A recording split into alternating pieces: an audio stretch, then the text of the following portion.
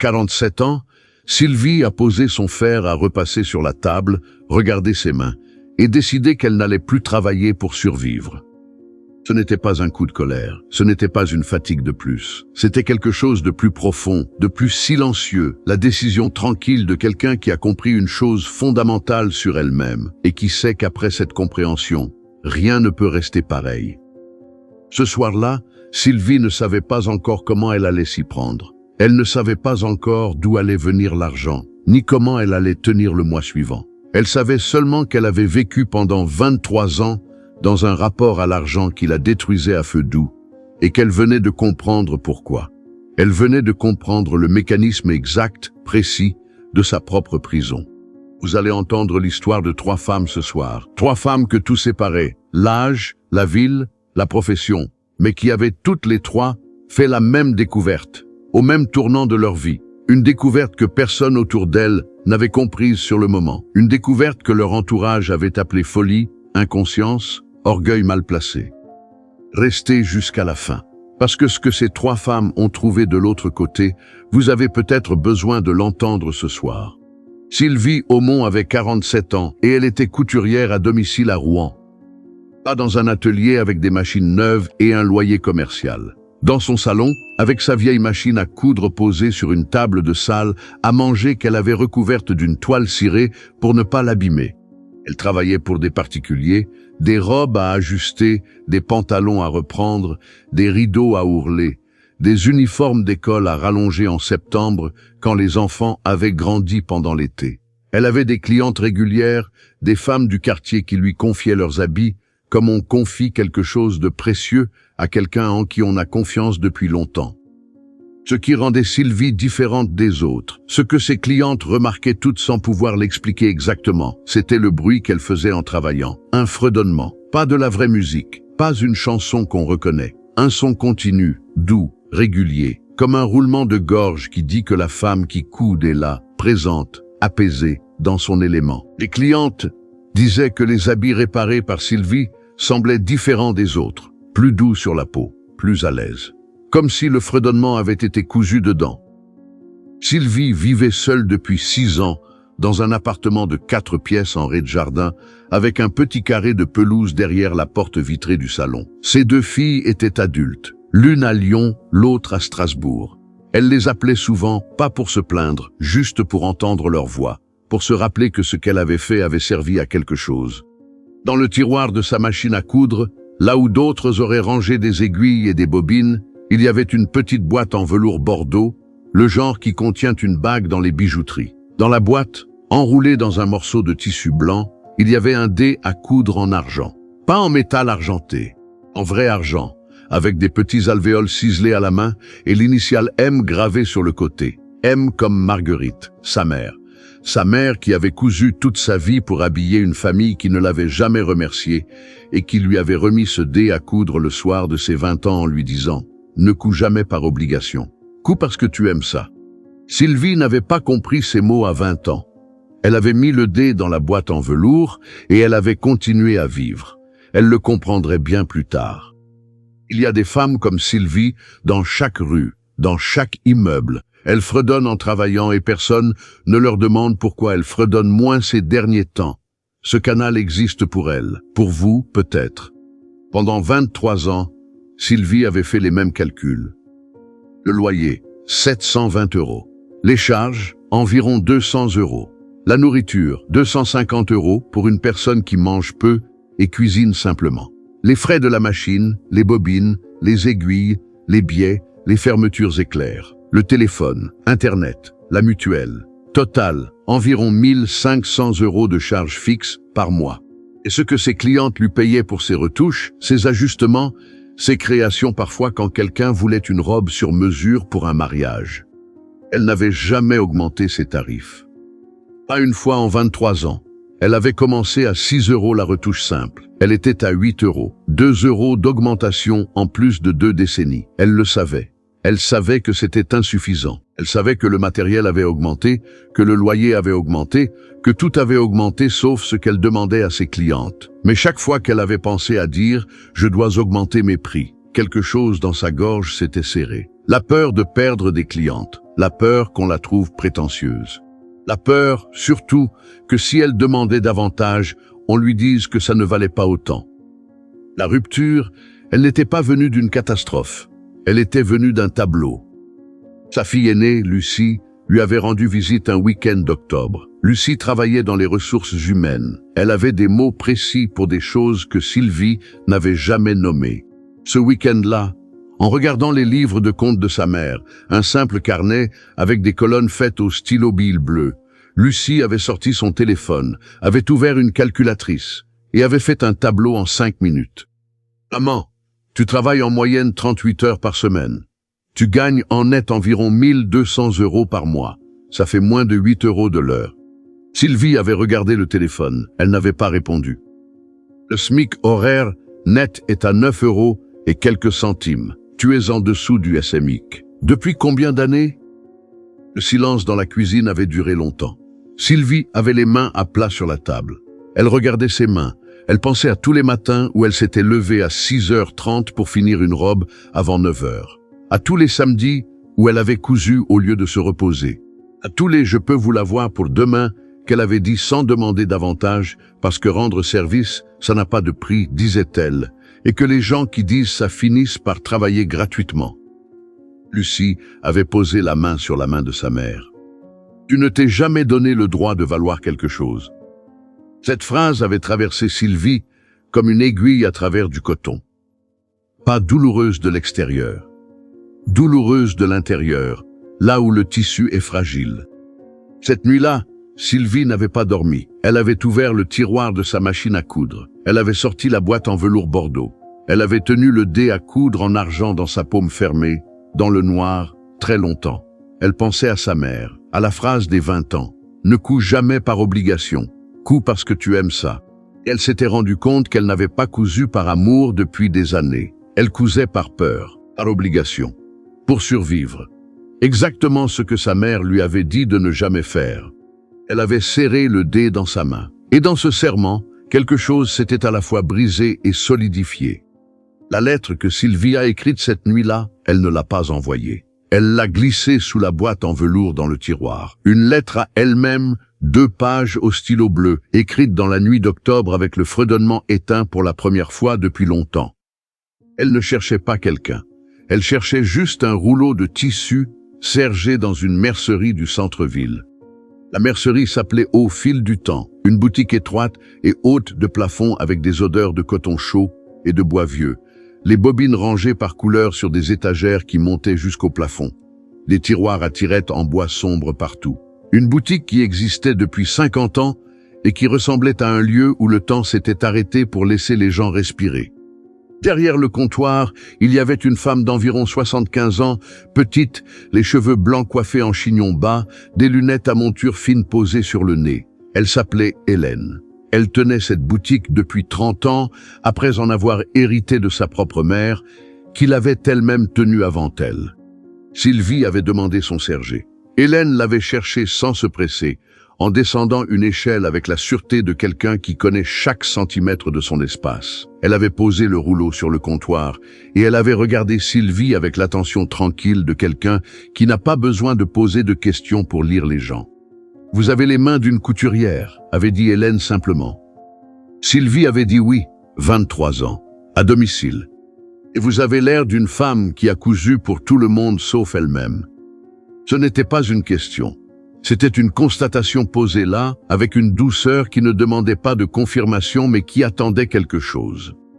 Elles avaient parlé. Sylvie avait d'abord répondu par monosyllabes, puis par phrase, puis elle avait tout dit, le tableau de Lucie, le SMIC, les 8 €, les 23 ans, le dé à coudre en argent, la lettre jamais envoyée.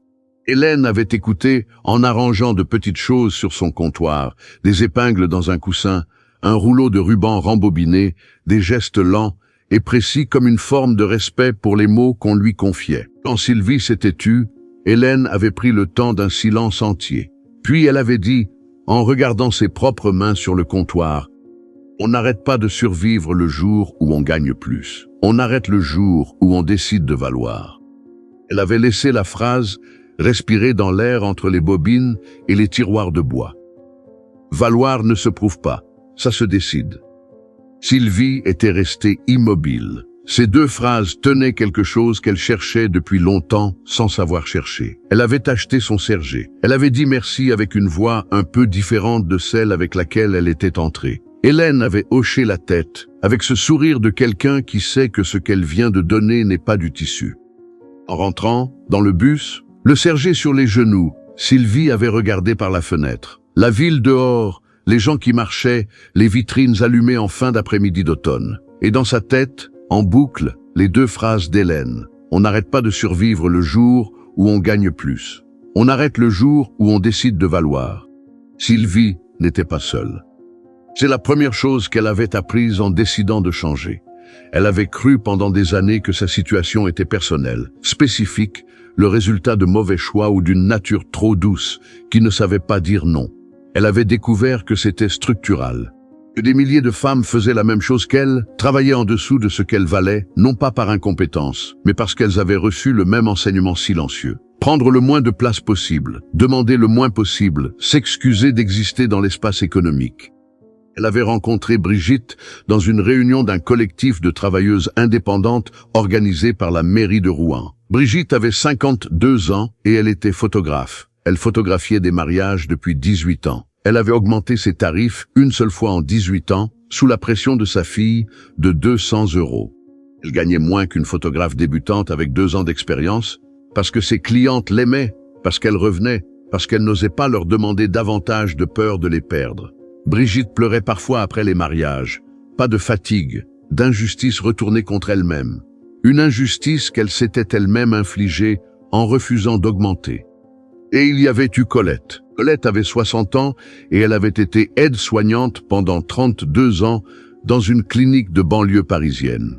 Elle avait quitté à 58 ans, épuisée, avec une retraite calculée sur des salaires de toujours en dessous de la moyenne, parce qu'elle avait accepté des contrats précaires plutôt que rien, des mi-temps plutôt que chômage, des conditions dégradantes plutôt que le conflit. Colette vivait à Évreux avec 920 € par mois de pension. Elle faisait des petits travaux de couture pour les voisins, pas parce qu'elle aimait coudre, mais parce que 920 € ne suffisaient pas. 3 femmes, 3 vies différentes, un seul fil. Ce fil, Sylvie l'avait vu clairement pour la première fois dans cette réunion, et il avait résolu la question qu'elle portait depuis la nuit d'octobre, depuis le tableau de Lucie, depuis le dé à coudre serré dans sa paume dans le noir. La question n'était pas comment gagner plus. La question était pourquoi toutes ces femmes, intelligentes, compétentes, dévouées, continuaient de se payer moins que ce qu'elles valaient. Le premier enseignement que la vie lui avait donné à travers ces rencontres, c'est que la survie économique et la survie émotionnelle sont liées d'une façon que personne n'explique jamais clairement. Quand une femme ne se donne pas le droit de demander le juste prix de son travail, ce n'est pas de la modestie. C'est de la peur. La peur d'être trop, d'en demander trop, d'occuper trop de place. Et cette peur ne vient pas du ciel. Elle vient d'années à regarder des femmes autour de soi faire la même chose. La mère de Sylvie avait cousu sans être payée. La mère de Brigitte avait cuisin pour des familles riches pour des salaires de misère. La mère de Colette avait dit merci pour des contrats qui ne la respectaient pas. Les filles avaient appris. Les filles avaient reproduit. Nommer ce mécanisme, le voir pour ce qu'il est, c'était déjà commencé à en sortir. Le deuxième enseignement était venu de quelque chose de très concret, une décision de Sylvie, un lundi matin de novembre. Elle avait augmenté ses tarifs, pas de beaucoup. Elle était passée de 8 € la retouche simple à 12 €. Elle avait écrit une lettre à ses clientes, courte, directe, sans s'excuser, sans trop expliquer. Elle avait envoyé la lettre. Elle avait attendu les réponses avec un nœud dans l'estomac. 9 clientes sur 11 avaient répondu positivement. Une avait demandé à réfléchir. Une avait dit qu'elle allait chercher moins cher. Sylvie avait lu cette dernière réponse 3 fois. Elle avait attendu la douleur. La douleur n'était pas venue. À la place, il y avait eu quelque chose d'inattendu. Une légèreté. Le sentiment que si quelqu'un ne voulait pas payer le prix juste de son travail, c'était une information utile, pas une catastrophe personnelle. Elle avait perdu une cliente. Elle avait gagné quelque chose de plus important que de l'argent. Le troisième enseignement avait été le plus difficile à intégrer, parce qu'il remettait en cause quelque chose qu'elle croyait être une qualité. Elle avait cru pendant des années que travailler beaucoup pour peu d'argent était une forme de vertu, une preuve de sérieux, de dévouement, d'amour du travail bien fait. Elle avait découvert que c'était le contraire. Que se payer peu, c'était aussi signaler à l'extérieur que son travail ne valait pas davantage. Que les clients qui payaient peu finissaient par moins respecter le travail, non pas parce qu'ils étaient mauvais, mais parce que le prix envoie un message sur la valeur. Brigitte avait expérimenté ça directement. Après avoir augmenté ses tarifs, les clients lui faisaient plus confiance. Ils lui donnaient plus de liberté créative. Ils arrivaient au rendez-vous à l'heure. Ils regardaient ses photos différemment. Rien n'avait changé dans son travail, seulement dans ce qu'elle en demandait. Et le quatrième enseignement, celui qui fermait la boucle ouverte le soir du tableau de Lucie, c'est que décider de valoir n'est pas un événement. C'est une pratique. Ce n'est pas une révélation qui arrive une fois et qui règle tout. C'est une décision qu'on prend le matin et qu'on reprend le soir et qu'on reprend encore le lendemain jusqu'à ce qu'elle devienne une habitude, jusqu'à ce que la honte de demander le juste prix disparaisse complètement, remplacée par la certitude tranquille de quelqu'un qui sait ce qu'elle apporte. Sylvie avait augmenté ses tarifs 3 fois en 8 mois, chaque fois avec un peu moins de nœuds dans l'estomac, chaque fois avec un peu plus de légèreté. 11 mois. C'est le temps qu'il a fallu à Sylvie pour passer de 1 200 € par mois à 1 750 €. Pas en travaillant plus, en travaillant autrement, en travaillant pour des clientes qui la payaient justement, en renonçant à celles qui ne voulaient pas, en acceptant des commandes de création, des robes sur mesure, des tenues pour des événements, des travaux qui demandaient son vrai savoir-faire et que ses anciens tarifs ne lui permettaient pas de proposer parce qu'ils ne couvraient pas le temps réel passé. Elle avait aussi fait quelque chose de plus difficile. Elle avait arrêté de dire oui par défaut. Quand une cliente appelait en urgence à 20 h pour un habit à finir pour le lendemain matin, Sylvie ne disait plus oui automatiquement. Elle demandait si c'était vraiment urgent. Si ça l'était, elle acceptait, mais avec un supplément d'urgence. Pas par mauvaise volonté. Parce que son temps le soir valait quelque chose. Parce que sa soirée à elle comptait.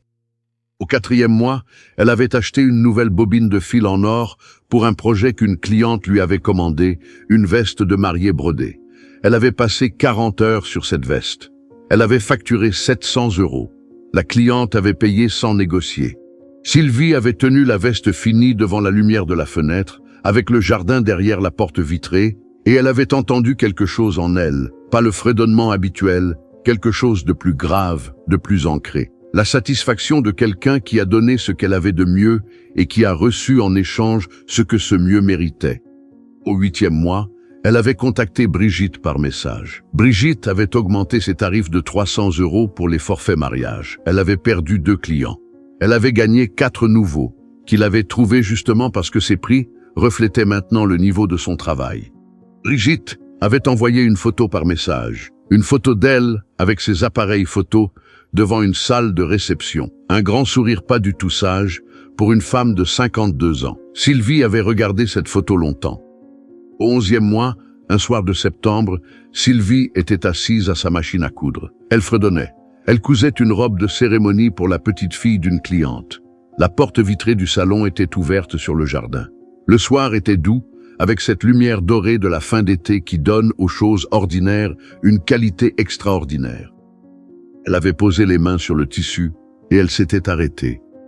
Elle avait réalisé qu'elle ne cousait plus pour survivre. C'était une femme qu'elle avait croisée dans la mercerie au fil du temps. Hélène était à son comptoir, comme toujours. Il y avait une autre cliente dans le magasin, une femme d'une 40aine d'années, les épaules un peu rentrées, qui cherchait du fil à repriser en tenant dans les mains un pull d'enfant avec un trou au coude. Elle regardait les bobines sans vraiment voir, comme quelqu'un qui pense à autre chose pendant qu'il fait quelque chose de mécanique. Sylvie l'avait regardée.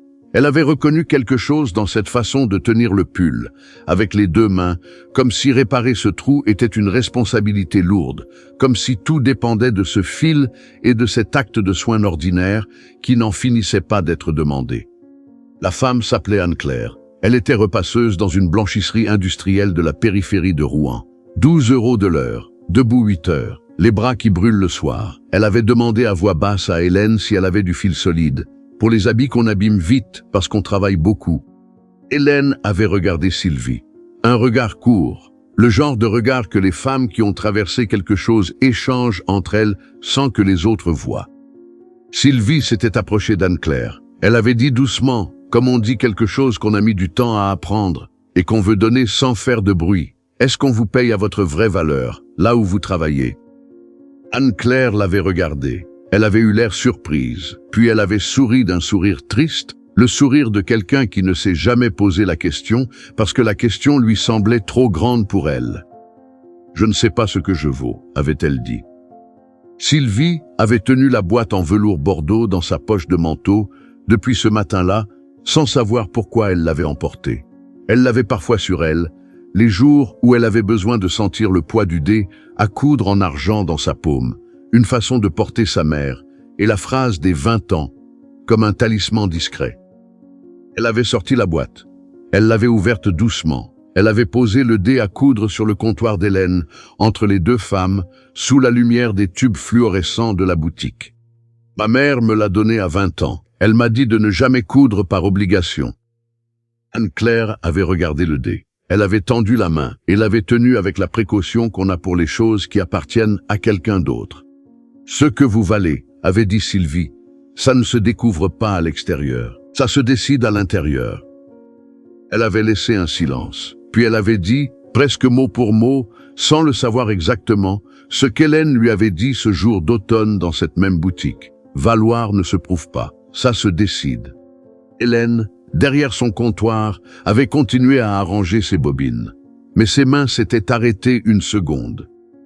Ce soir-là, Sylvie était rentrée à pied. Elle avait la boîte en velours dans sa poche, le dé à coudre dedans, l'initiale M contre ses doigts à travers le tissu. Elle avait passé la main sur la porte vitrée en entrant dans le salon. Elle avait regardé sa machine à coudre dans la lumière du soir. Elle avait ouvert le tiroir. Elle avait sorti la lettre qu'elle avait écrite la nuit d'octobre et qu'elle n'avait jamais envoyée. 2 pages au stylo bleu, à elle-même, écrites dans la nuit la plus longue. Elle ne l'avait pas relue. Elle savait ce qu'il y avait dedans. Elle l'avait pliée en 4, l'avait posée sous la boîte en velours dans le tiroir, et elle avait fermé le tiroir doucement. Puis elle s'était assise. Elle avait posé les mains sur le tissu d'une nouvelle commande.